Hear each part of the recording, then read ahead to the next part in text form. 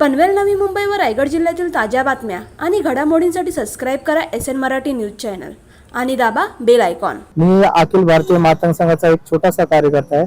माझ्या मागासवर्गीय समाजाच्या सगळ्या मागण्या आहेत ज्या मागासवर्गीयमध्ये पडतात त्या अण्णाभाऊ साठे विकास महामंडळावरती जो पहिला म्हणजे भ्रष्टाचार झाला आहे त्याच्यात सगळ्यात प्रथम मी त्याच्यावरती ईडी चौकशी व त्याच्यावरती CBI चौकशी मागितलेली आहे।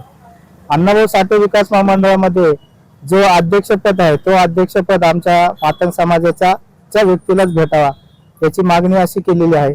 दुसरी जी मागणी आहे माझी ती अण्णाभाऊ साठे विकास महामंडळामध्ये जे निधी होते ती निधी आमच्या मातंग समाजाच्या लोकांपर्यंत भेटत नाही व त्याच्यामध्ये पण फेरफार होतो तर ते दाखवून द्यावा त्यांनी कोणत्या मातंग समाजाच्या किती जिल्ह्यामध्ये आणि किती तालुक्यामध्ये आम्हाला ती वाटप झालेली आहे। त्याच्यानंतरची जी मागणी आहे आमची आदिवासी समाज म्हणा मागासवर्गीय जे समाज आहे आपला आदिवासी समाजाच्या आज सिडको शासनाने एवढे मोठ्या प्रमाणात घोटाळे केलेले आहेत ते माझ्याकडे पुरावे आहेत। सध्या आज धामोळेपाडामध्ये 59 गुंठ जागा जी आहे ती सध्या शेतकऱ्याच्या नावावर असताना सिडकोच्या शासनाने ती अतिक्रमण करून ती घशात घातलेली आहे।